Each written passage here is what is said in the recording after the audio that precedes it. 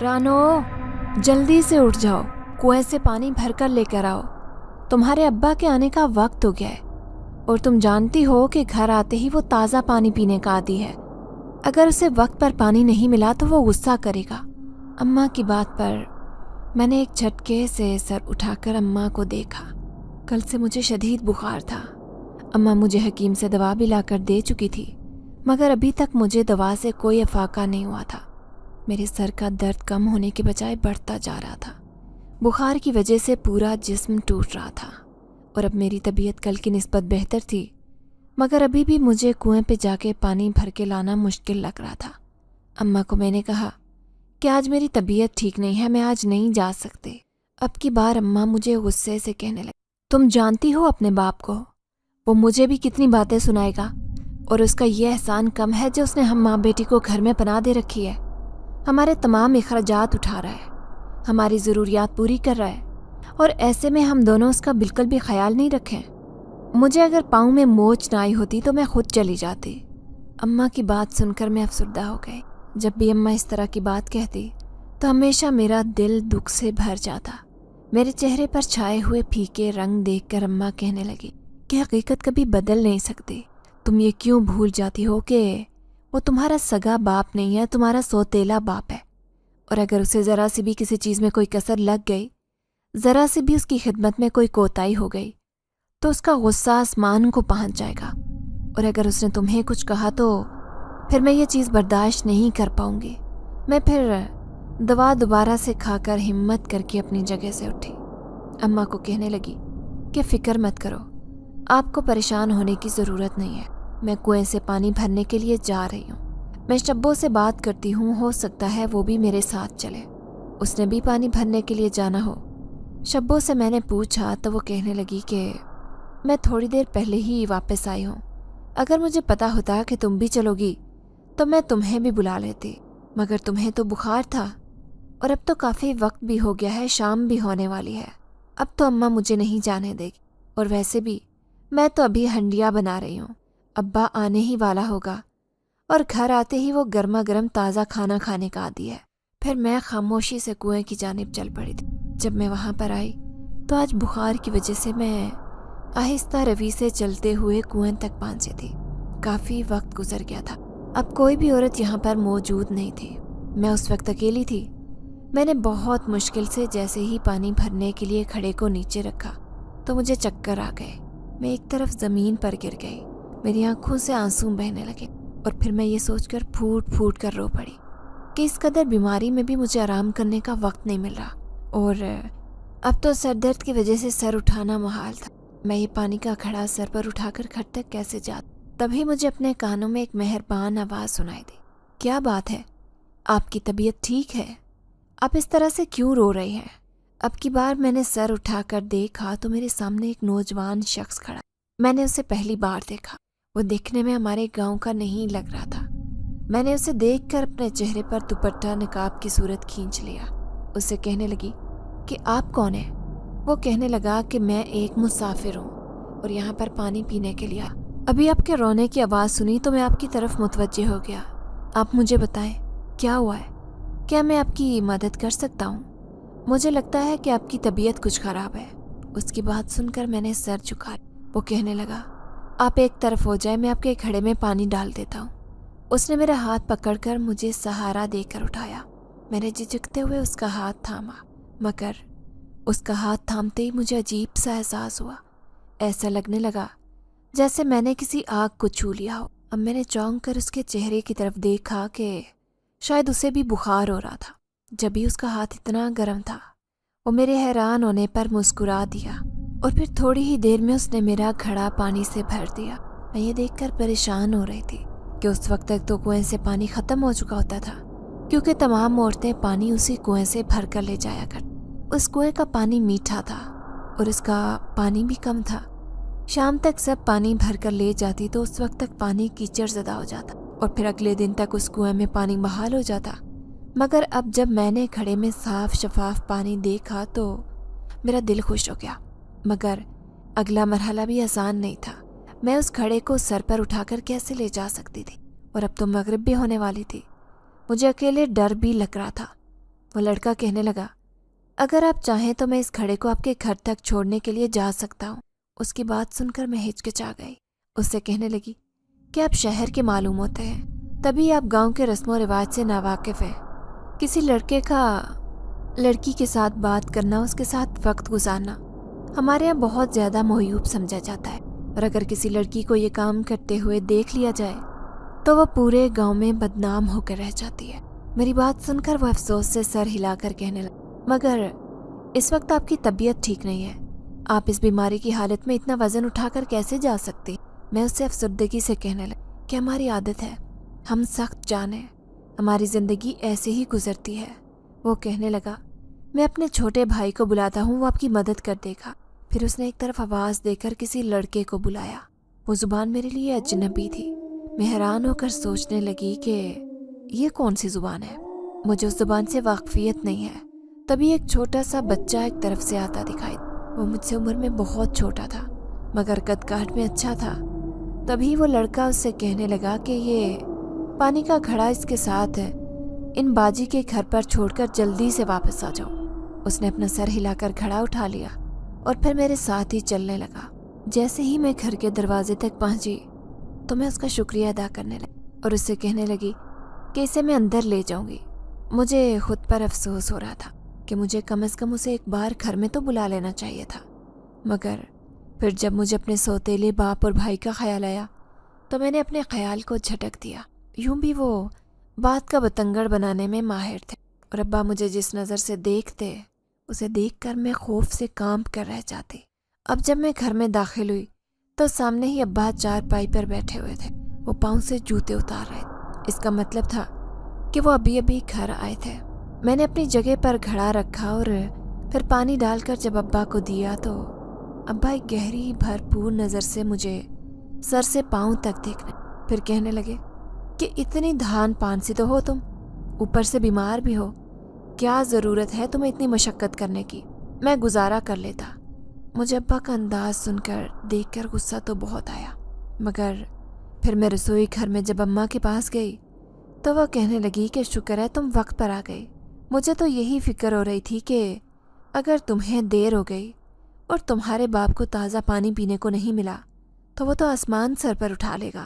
میں پھر سے اماں کو بتا کر کمرے میں آ کر لیٹ۔ مجھے چونکہ نقاہت کا احساس ہو رہا تھا اسی لیے میں آنکھیں موند کر لیٹ گئی تھی۔ پوری رات سر اور کمر درد کی وجہ سے میں جاگتی رہی، مگر اب میری آنکھیں نیند سے بوجھل ہو رہی تھی۔ تبھی مجھے اپنے آس پاس کسی کی موجودگی کا احساس ہوا۔ اپنے چہرے پر کسی کی گرم گرم سانسیں مجھے چھونے لگی۔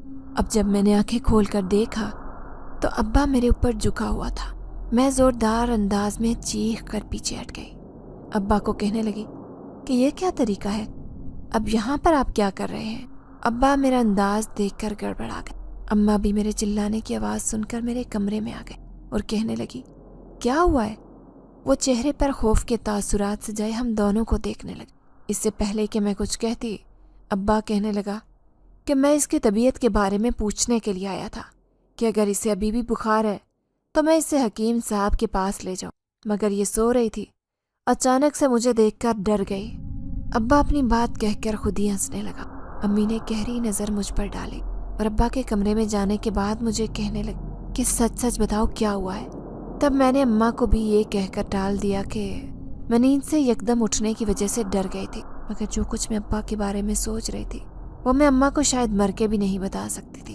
ان کی میرے لیے بدلتی ہوئی نظر، مجھے بہانے بہانے سے چھونا، میرے قریب ہونے کی کوشش کرنا اور زبانی جملے، یہ سب مجھے جھنجھلاہٹ اور کوفت میں مبتلا کر رہے، مگر چونکہ میرے پاس کسی بات کا کوئی ثبوت نہیں تھا اسی لیے میں اماں سے یا کسی اور سے اس بارے میں کوئی بھی ذکر نہیں کر سکتی تھی۔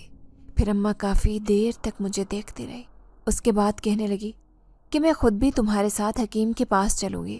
پھر اماں بھی جب ہمارے ساتھ چل پڑی تو ابا کو یہ بات سخت ناگوار گزری۔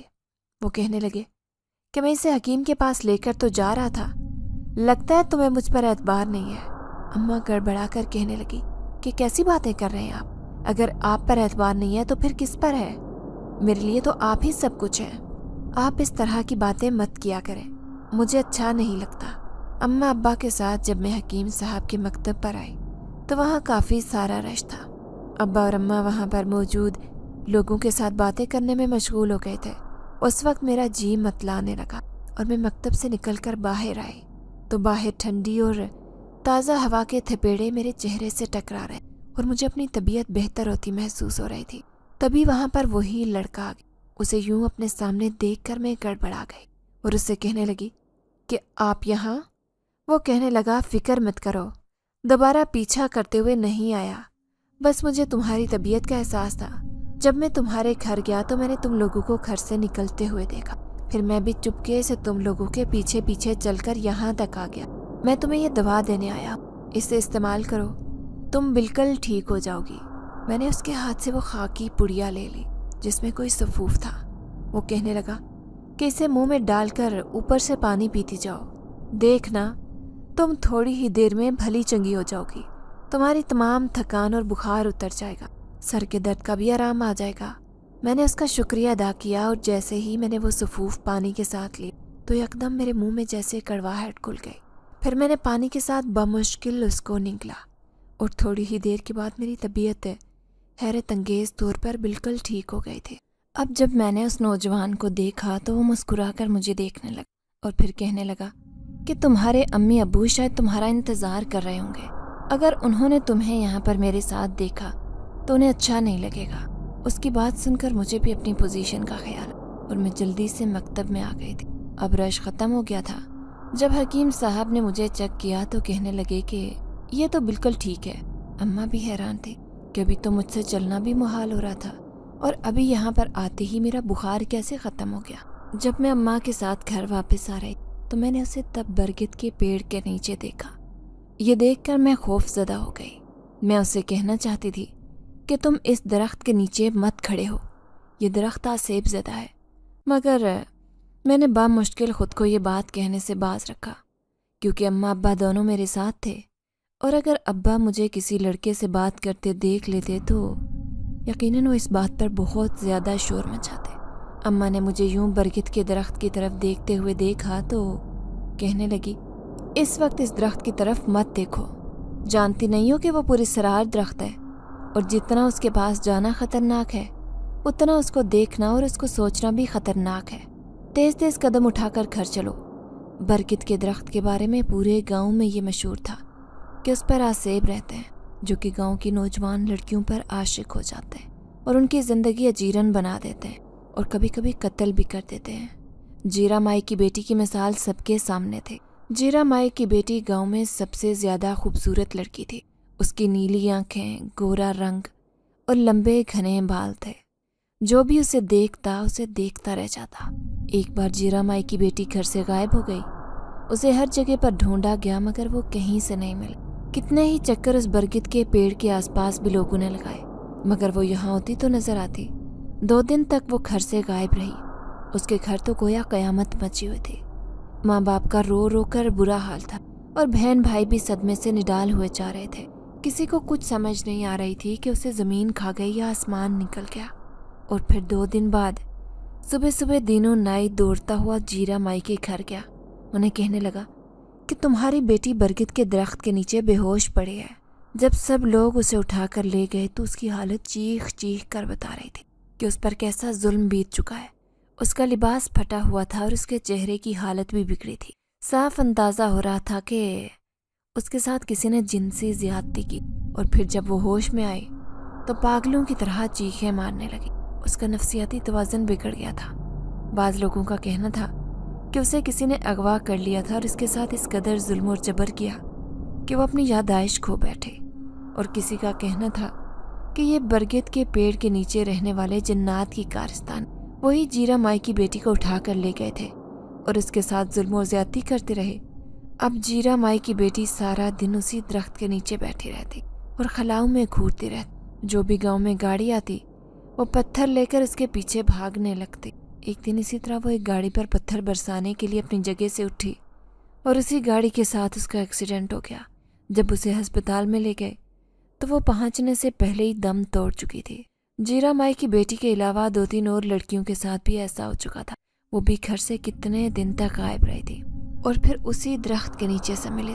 ان کی حالت بھی اس سے مختلف نہیں تھی مگر ایک فرق یہ تھا کہ وہ دونوں مردہ حالت میں تھے۔ ان کے گھر والوں کا بھی رو رو کر برا حال تھا۔ اس کے بعد سے یہ پیڑ پراسرار مشہور ہو گیا۔ کوئی بھی گاؤں کا شخص اس پیڑ کی طرف دن کے وقت بھی نہیں جاتا اور لڑکیاں تو اس کو دور سے ہی دیکھ کر راستہ بدل لیتے۔ اب جب میں نے اس اجنبی مہربان کو اس درخت کے نیچے دیکھا تو مجھے افسوس ہوا تھا، کیونکہ اس نے میری مدد کی تھی اور اس کی آنکھوں میں نے اپنے لیے نرم تاثر دیکھا تھا۔ جب بھی اسے دیکھ کر مجھے اس سے ہمدردی ہو گئی تھی۔ میں نہیں چاہتی تھی کہ اس کے ساتھ کچھ بھی برا ہو۔ رات کو میں اپنے کمرے میں جب سو رہی تھی تو پھر سے مجھے ایسے ہی محسوس ہوا جیسے کوئی میرے کمرے میں آیا ہو، میرے چہرے کو کسی نے چھوا ہو۔ اب جب آنکھیں کھول کر دیکھا تو میرا سوتیلا باپ میرے سامنے کھڑا۔ میں اسے دیکھ کر سخت خوفزدہ ہو گئی اور کہنے لگی، آپ یہاں پر کیا کر رہے ہیں؟ میرے منہ سے ہکلاتے ہوئے آواز نکلی تو مجھے غصے سے گھور کر کہنے لگی، تم مجھ سے اتنا ڈرتی کیوں ہو؟ آخر میں نے ایسا کیا کیا ہے جو تم مجھ سے اس قدر بھاگ رہی ہو؟ تب میں نے ابا کو کہا کہ آپ جو کچھ بھی کر رہے ہیں، مجھے ہراساں کرنے کی کوشش کر رہے ہیں، میں یہ سب اماں کو بتا دوں گی۔ وہ زور سے کہکا لگا کر ہنس پڑے کہ تم اپنی ماں کو کچھ بھی نہیں بتا سکتی اور نہ ہی وہ تمہاری بات پر یقین کرے گی۔ اگر یقین کر بھی لیا تو کیا میرا بگاڑ لے گی؟ تم دونوں ماں بیٹی میری ہی محتاج ہو، میرے گھر میں رہ رہی ہو، میرے ٹکڑوں پر پل رہی ہو۔ اگر تم میرے مقابل آ جاؤ گی تو تم جانتی ہو کہ میں کیا کر سکتا ہوں۔ تم لوگوں کو اس گھر سے نکال دوں گا، تب تم لوگوں کا کوئی ٹھکانہ نہیں ہوگا۔ تمہارا وہ ماموں اپنے بیوی بچوں کو مشکل سے کھانا کھلاتا ہے، وہ تم لوگوں کی کہاں سے مدد کرے گا؟ کہاں سے اپنے گھر میں پناہ دے گا؟ ابا کی باتیں سن کر میں پھوٹ پھوٹ کر رو پڑی۔ اسے کہنے لگی، کہ آپ کو خدا کا خوف نہیں ہے؟ میں ایک یتیم لڑکی ہوں، میرے سر سے میرے باپ کا سایہ اٹھ گیا ہے، تو اس کا یہ مطلب نہیں ہے کہ آپ مجھے مفت کا مال سمجھنے لگے۔ آپ تو اس گھر میں مجھے بیٹی بنا کر لائے تھے، تو اب آپ کی میرے لیے نیت اور نظر کیسے بدل گئی ہے؟ تب باہر سے امی کی آواز سنائی دی۔ وہ ابا کو آواز دے کر کہنے لگی کہ فوراً کمرے سے باہر آئیں، مجھے معلوم ہو گئی ہے آپ کی اصلیت، کہ آپ میری بیٹی کو ہراساں کر رہے ہیں، اس پر آپ کی بری نظر ہے۔ یہ سن کر ابا گڑبڑا گئے اور فوراً کمرے سے نکلے۔ میں نے کمرے کے دروازے کو اندر سے کنڈی لگا دی اور بستر پر لیٹ گئی۔ اب میں پھوٹ پھوٹ کر رو پڑی تھی۔ یہ شکر تھا کہ اماں کو خود ہی سب کچھ معلوم ہو گیا تھا، ورنہ میں تو اماں کو یہ بات بتانے کی ہمت ہی نہیں کر رہی تھی۔ آج سے کچھ سال پہلے تک جب کچھ زندگی میں سب بالکل ٹھیک جا رہا تھا، میں اس وقت 10 سال کی تھی، جب میں امی ابو کے ساتھ گھر میں خوش و خرم زندگی گزار رہی تھی۔ امی ابو دونوں ہی مجھ سے بہت پیار کرتے اور میرے منہ سے نکلنے سے پہلے ہر بات کو پورا کرنا گویا فرض سمجھتے، مگر پھر اچانک سے ابو کو نہ جانے کیا ہوا کہ وہ بیمار رہنے لگے۔ وہ جتنا اپنا علاج کروانے کی کوشش کرتے، دوائیں جیسے ان پر اتنا ہی الٹا اثر کر رہی تھی۔ دن بہ دن ان کی صحت گرتی جا رہی تھی اور وہ اس قدر نڈھال رہنے لگے کہ امی بھی ہر وقت رونے لگی اور انہیں کہنے لگی کہ آپ ڈاکٹر کے پاس جائیں، ان سے پوچھیں کہ آپ کو کیا بیماری ہے، آپ اپنا علاج مکمل کروائیں۔ جب ابا نے اپنے ٹیسٹ کروائے تو معلوم ہوا کہ ابا کو بلڈ کینسر ہے۔ یہ سن کر تو امی ہاتھ پاؤں چھوڑ گئی۔ وہ کہنے لگی کہ کچھ بھی کر کے آپ اپنا علاج کروائیں۔ اس سب میں امی کا زیور، گھر، گاڑی سب کچھ بک گیا تھا۔ ہم کرائے کے گھر میں آ گئے اور ایک ایک چیز بیچ کر امی نے ابو کا علاج کروانے کی ہر ممکن کوشش کی۔ پیسہ پانی کی طرح بہا دیا۔ ابو مسلسل منع کرتے رہے۔ امی کو کہنے لگے کہ تمہیں یہ سب کچھ نہیں کرنا چاہیے، تمہیں گھر نہیں بیچنا چاہیے۔ اب بتاؤ، ہم لوگ کرائے پر آ گئے ہیں، اگر مجھے کچھ ہو گیا تو تم دونوں ماں بیٹی کا کیا ہوگا؟ میں اب چین سے مر بھی نہیں سکوں گا۔ امی نے ان کے منہ پر ہاتھ رکھ دیا اور انہیں کہنے لگی کہ اللہ آپ کو لمبی زندگی دے، آپ اس طرح کی باتیں مت کریں۔ اگر آپ ایسا کریں گے تو میرا کیا ہوگا؟ میں آپ کے بغیر مر جاؤں گی۔ آپ کے بغیر زندگی گزارنے کا میں تصور بھی نہیں کر سکتے۔ ابو کہنے لگے کہ زندگی اور موت تو اللہ کے ہاتھ میں ہے، اور ایک نہ ایک دن تو ہر انسان کو اس دنیا سے جانا ہے۔ تم فکر مت کرو، بلکہ مجھ سے وعدہ کرو کہ تم میری بیٹی کا خیال رکھو گی اور اسے کوئی تکلیف نہیں ہونے دو گی۔ اس کے بعد ابو کچھ دن زندہ رہے اور پھر لاکھ دوائیں بھی ابو کو واپس نہیں لا سکی تھی۔ وہ ہم لوگوں کو روتا چھوڑ کر چلے گئے۔ ابو کی موت کے بعد ہم پر بھی زمانے کے ستم کا احساس ہوا۔ یہ دنیا کس قدر ظالم اور مطلب پرست ہے۔ وہ لوگ جو ابو کی زندگی میں ہمارے آگے پیچھے پھرتے تھے، ہم سے محبت جتاتے تھے، اب ان سب لوگوں نے ہم سے آنکھیں پھیر لی تھیں، یہ سوچ کر کہ کہیں ہم ان سے مدد نہ مانگ لیں یا ہم ان کے سر پر مسلط نہ ہو جائیں۔ سب کو پتہ تھا کہ ہم ماں بیٹی اب برے حالوں میں آ چکی ہیں، ہمارے پاس رہنے کے لیے گھر نہیں ہے، اور پیسہ جو تھا وہ ابو کی بیماری پر لگ چکا تھا۔ اب ہم دونوں خالی ہاتھ ہو گئے تھے کہ جب ہم ماموں کے گھر آئے تو ماموں کا رویہ تو ہمارے ساتھ اچھا تھا، وہ ہمیں دلاسا بھی دیتے اور اچھے وقت آنے کی تسلی بھی دیتے، مگر مامی کا رویہ بہت برا تھا۔ دن بدن امی کے ساتھ ان کا رویہ خراب سے خراب تر ہوتا جا رہا تھا۔ وہ امی سے لڑائی کرنے کا کوئی موقع ہاتھ سے نہیں جانے دیتی۔ امی ان کی باتیں سن کر خاموش ہو جاتی اور جو بھی مامی کہتی انہیں پلٹ کر جواب نہیں دیتی۔ امی جانتی تھی کہ اب ان کے سر پر شوہر کا سہارا نہیں ہے، اب وہ زمانے کی باتیں سننے کے لیے اس دنیا میں اکیلی رہ گئی ہیں۔ مگر جب مامی میرے ساتھ زیادتی کرتی تو مجھ سے گھر کے کام کرواتی اور مجھے بات بات پر مارتی، تو یہ سب امی کی برداشت سے باہر تھا۔ اور پھر انہوں نے ماموں کو صاف کہہ دیا کہ اپنی بیوی کو بولو کہ وہ میری بیٹی کے ساتھ اپنا رویہ اچھا رکھے، وہ میرے ساتھ جو بھی کرتی ہے، جو بھی تکلیف پہنچاتی ہے، میں نے کبھی اس کی شکایت نہیں کی، میں نے ہر چیز کو اپنا نصیب سمجھ کر قبول کر لیا، مگر میں اپنی بیٹی کے ساتھ ظلم برداشت نہیں کر سکتی۔ امی کا میرے حق میں اتنا بولنا ہی قیامت تھا۔ مامی نے اب ماموں کو صاف طور پر کہہ دیا تھا کہ ان لوگوں کو گھر سے باہر نکالو، ورنہ میں یہ گھر چھوڑ کر چلی جاؤں گی۔ اب ماموں سخت پریشان تھے کہ وہ کیا کریں۔ وہ اگر ہم لوگوں کو کرائے کے گھر میں رکھتے تو اس کا وہ الگ سے خرچہ کیسے دے سکتے تھے، اور گھر میں ممانیہ میں رکھنے کے لیے تیار نہیں تھی۔ اور ماموں نے سوچا کہ کیوں نہ امی کی دوسری شادی کر دی جائے۔ یہ فیصلہ اتنا آسان نہیں تھا۔ ماموں نے جب امی کو اس فیصلے سے آگاہ کیا تو امی کہنے لگی کہ میں اب اس عمر میں شادی کیسے کر سکتی ہوں۔ ماموں کہنے لگے کہ ابھی تمہاری عمر ہی کیا ہے، تمہاری ابھی محض 30 سال کی عمر ہے، اور تمہاری عمر کی لڑکیاں تو اب جا کر شادی کر رہی ہیں۔ ماموں نے امی کے لیے رشتے دیکھنے شروع کر دیے۔ جو بھی رشتہ آتا وہ امی کو تو پسند کر لیتا، کیونکہ امی اپنی عمر سے کم دکھتی تھی، جوان تھی اور خوبصورت بھی تھی۔ مگر جب انہیں پتہ چلتا کہ امی کے ساتھ میں بھی ہوں، ایک بیٹی کی ذمہ داری بھی اٹھانی پڑے گی، تو وہ لوگ اپنے فیصلے سے ہی پیچھے ہٹ جایا کرتے۔ بیوی ہر کسی کو چاہیے تھی، مگر بیوی کی اولاد کو رکھنے کے لیے کوئی بھی تیار نہیں تھا۔ دوسری طرف مامی نے بھی زندگی کو تنگ کیا ہوا تھا، اور پھر ایک معقول رشتہ ماموں کو مل گیا۔ وہ امی کے ساتھ مجھے بھی رکھنے کو تیار تھا۔ ماموں تو یہی سن کر خوش ہو گئے۔ انہوں نے پھر زیادہ چھان بین کرنا مناسب نہیں سمجھا۔ وہ پہلے سے شادی شدہ تھا اور اس کا ایک بیٹا اور 2 بیٹیاں تھیں۔ اس کے تینوں بچے مجھ سے عمر میں بڑے تھے۔ امی بھی اس بات پر مطمئن تھی کہ مجھے بھی سہارا مل جائے گا اور میں ان کے ساتھ ان کی آنکھوں کے سامنے رہوں گی، ورنہ امی بھی اس بات کے لیے تیار نہیں تھی کہ میں ماموں مامی کے پاس رہوں، کیونکہ مامی کا سلوک میرے ساتھ جیسا تھا وہ امی سے کسی بھی طرح برداشت نہیں ہو رہا تھا۔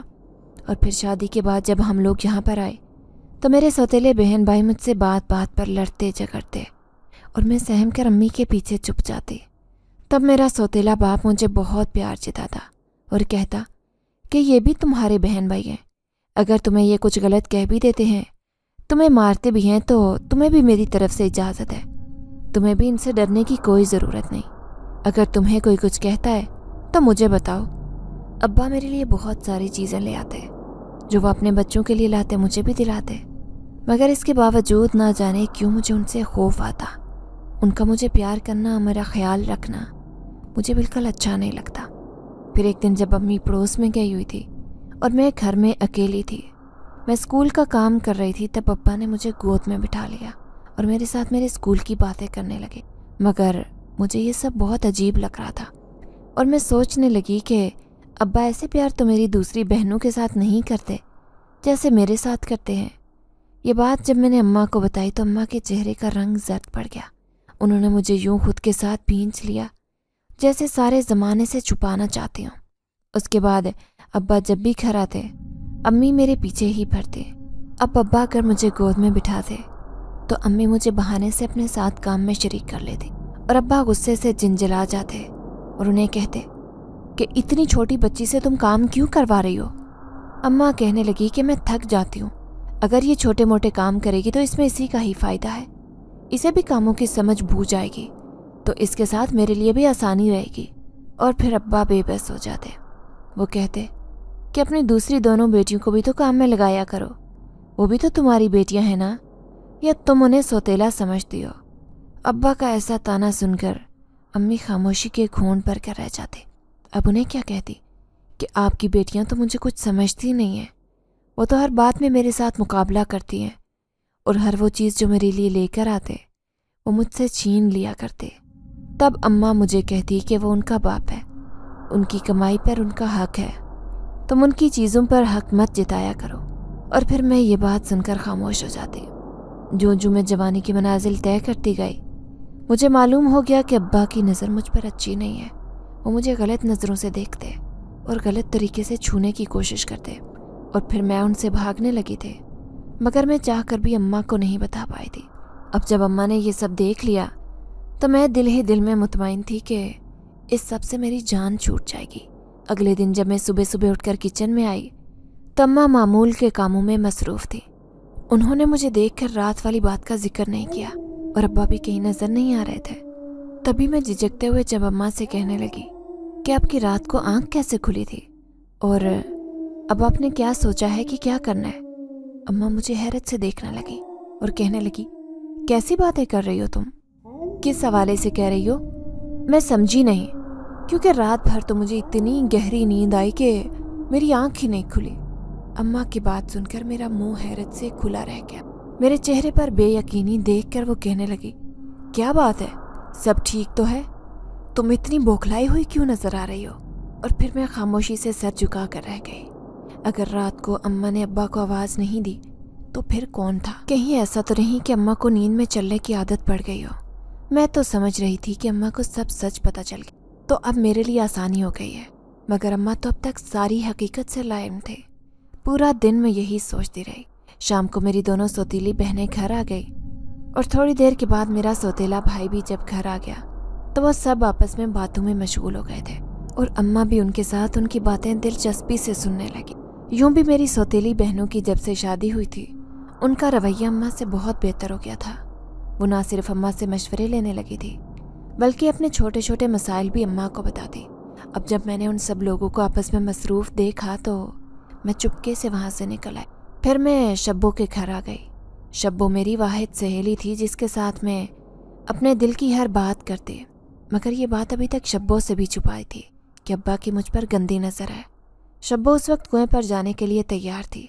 वो मुझे कहने लगी कि आज मौसम के तेवर ख़तरनाक हैं और आसमान पर देखो बादल छाए हुए हैं, इसीलिए मैंने सोचा कि जल्दी से पानी भर कर ले जाती हूँ, फिर बारिश में कुएं पर जाना मुश्किल होगा।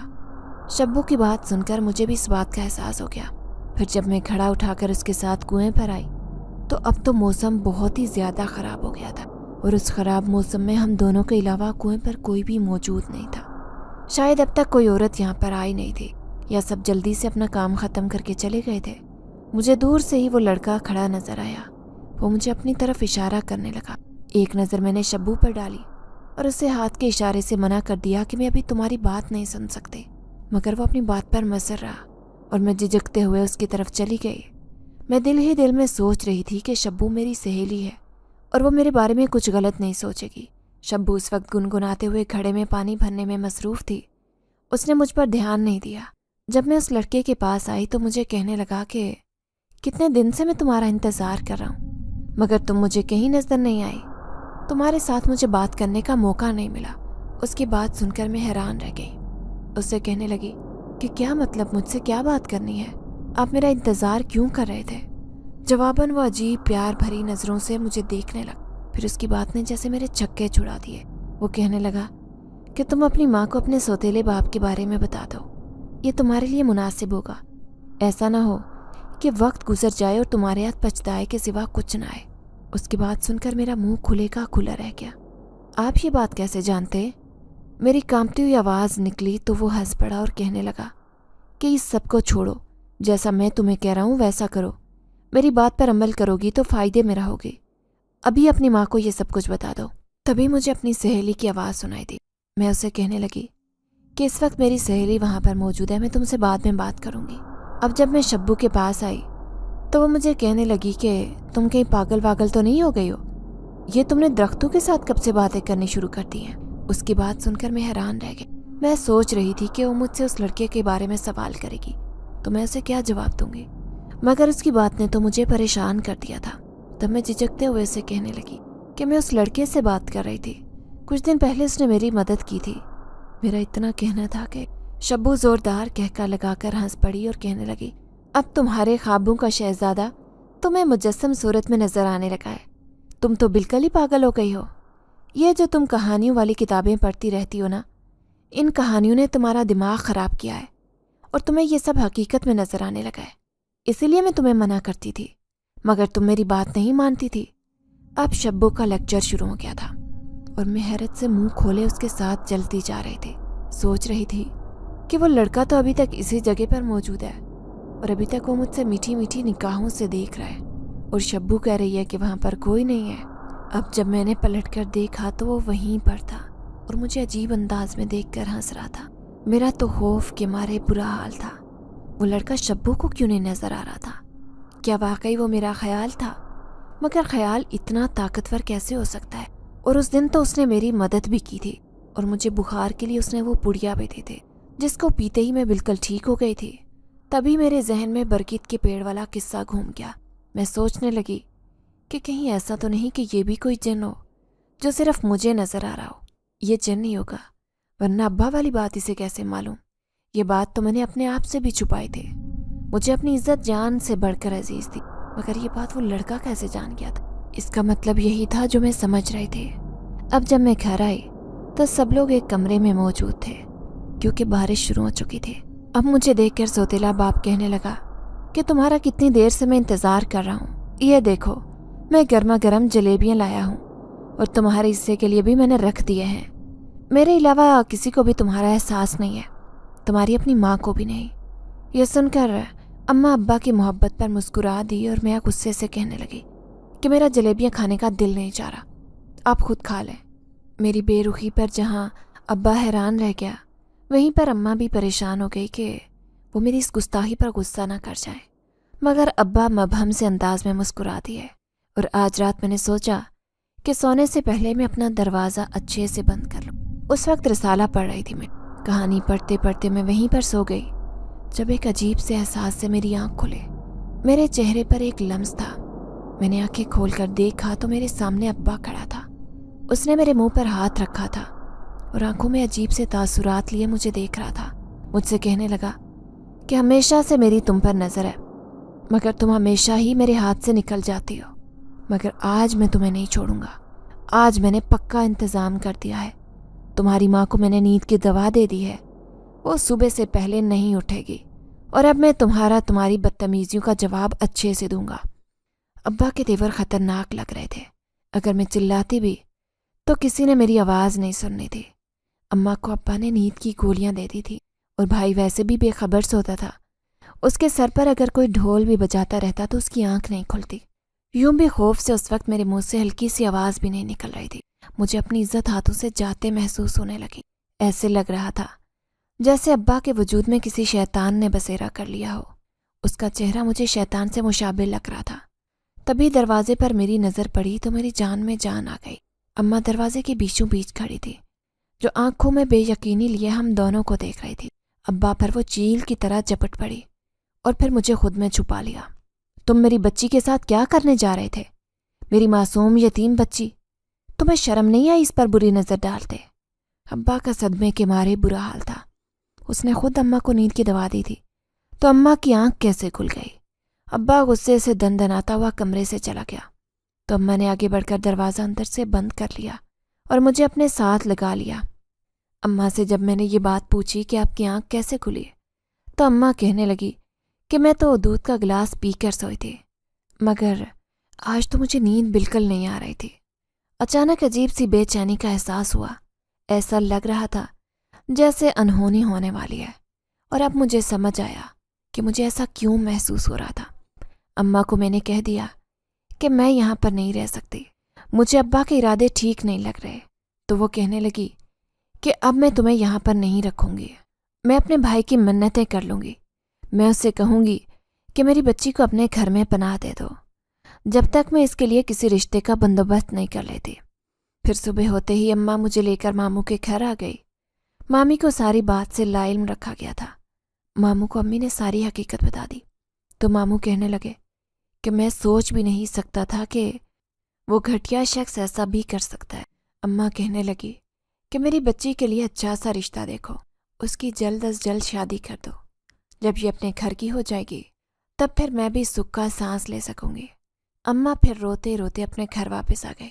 कहने लगी थी, क्या करूं, मेरा उस शख्स की शक्ल देखने को दिल नहीं कर रहा जिसने मेरी बेटी पर बुरी नज़र डाली, मगर क्या करूं, मजबूरी है, मेरा उसके अलावा कोई ठिकाना नहीं है, मुझे समझौते की ज़िंदगी गुजारनी पड़ेगी।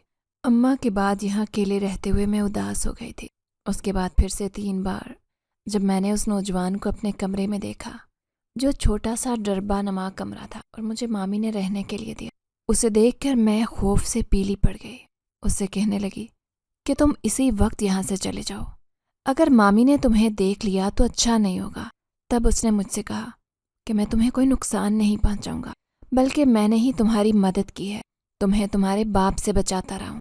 और कल जो कुछ तुम्हारा बाप तुम्हारे साथ करना चाह रहा था, तुम्हारी माँ को नींद की दवा देने वाला था, वो दवा गायब करके उसकी जगह पर दूसरा गिलास मैंने ही रखा था, तभी तुम्हारी माँ की आँख खुल गई, वरना ना जाने क्या होता।